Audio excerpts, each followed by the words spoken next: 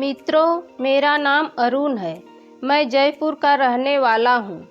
बात उस समय की है जब गांव से 12वीं की पढ़ाई करके पहली बार दिल्ली गया था। वहाँ मेरे एक दोस्त ने अपने पड़ोस में एक कमरा किराए पर दिला दिया। उस मकान में आंटी और उनकी जवान बेटी रहती थी। आंटी के पति बाहर कारोबार करते थे, जिससे उनका घर आना जाना कम रहता था। वैसे तो आंटी बहुत कठोर मिजाज की थी, लेकिन वे दिल की बहुत अच्छी थी। देखने में आंटी बहुत खूबसूरत थी।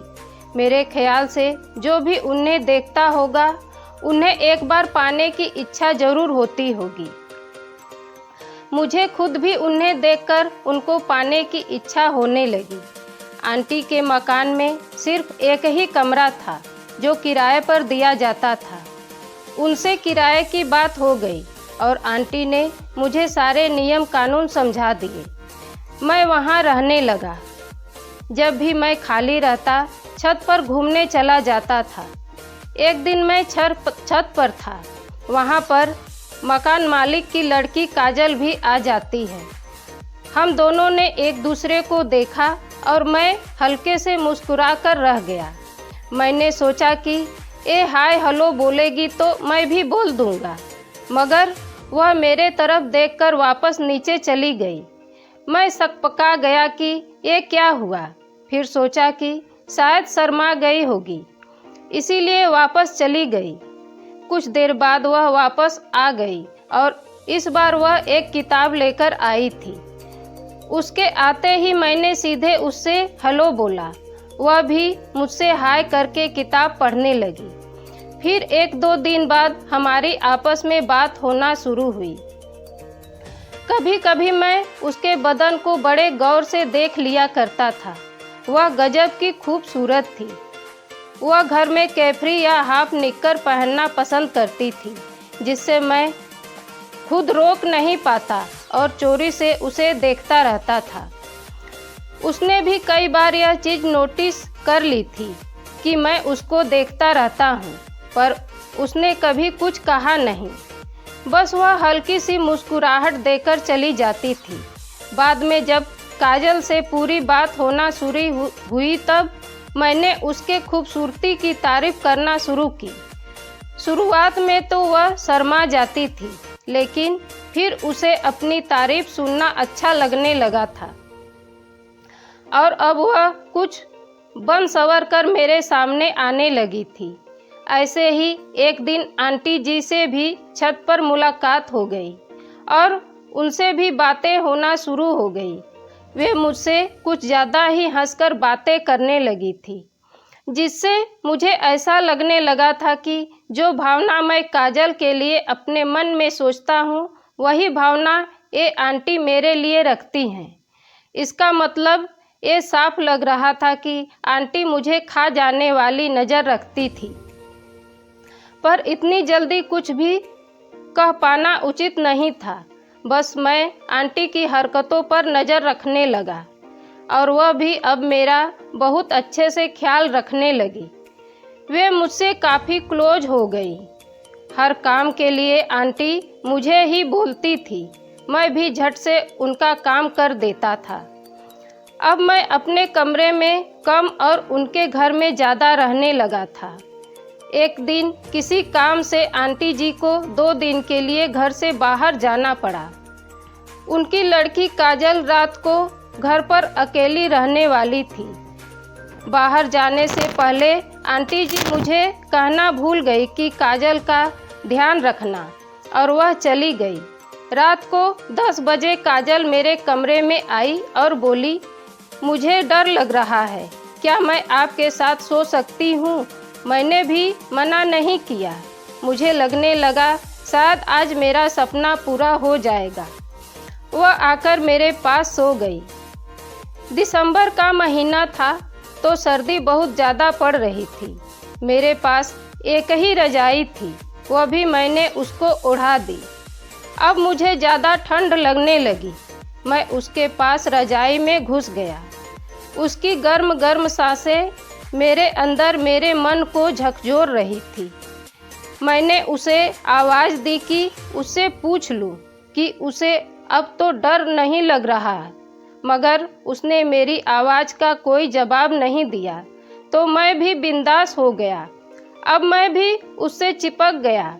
फिर पता नहीं मेरे मन में क्या आया, मैं धीरे धीरे उसके बदन पर हाथ फिराने लगा। वह शायद जाग रही थी। उसकी सांसें गर्म होने लगी। मैंने सोचा कि जो होगा वह देखा जाएगा। मैंने उसको अपनी तरफ घुमाया और उसको चूमना शुरू कर दिया। वह भी मेरा साथ देने लगी।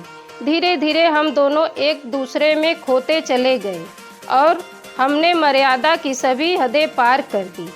पूरी रात हमने प्यार किया। काजल बहुत खुश थी। अब जब भी हमें मौका मिलता हम मिलते और जी भरकर प्यार करते।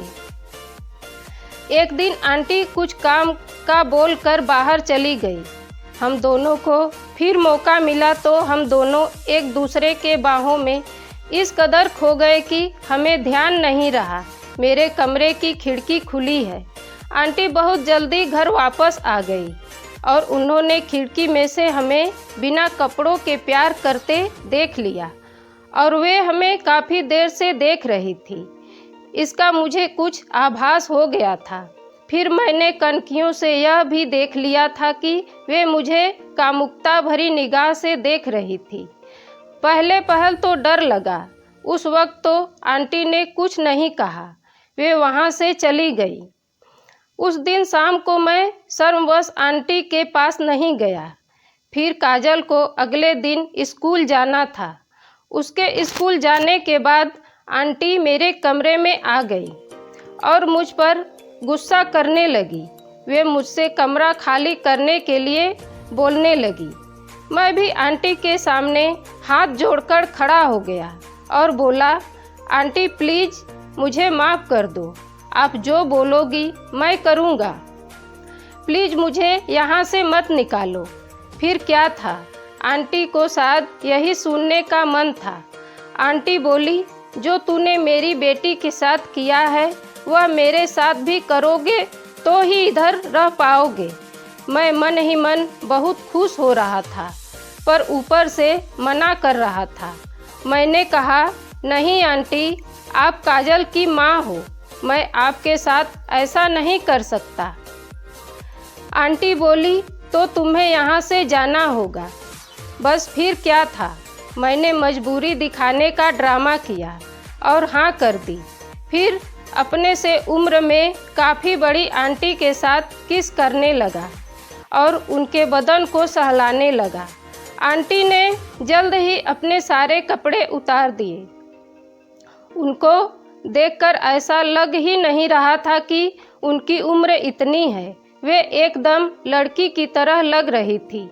आंटी को मैं बाहों में भरकर बिस्तर पर ले गया और आंटी भूखी शेरनी की तरह मुझ पर टूट पड़ी और काजल के आने तक हम दोनों ने जी भर कर प्यार किया।